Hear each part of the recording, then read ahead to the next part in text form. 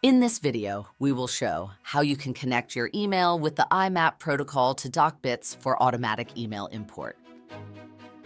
To connect your email account, go to Settings, and under Settings, go to Import. Here you go to Email Import and click on the New button. A window will open where you have to set the protocol to IMAP.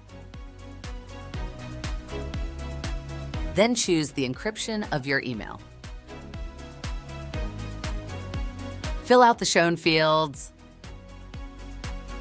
Copy the API key to your email server.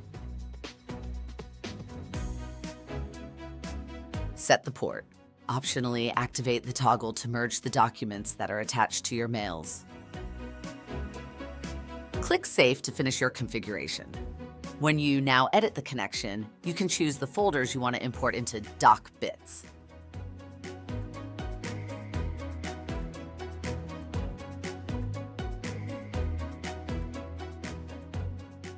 If you have further questions, feel free to check our YouTube channel or reach out to us directly via our support team.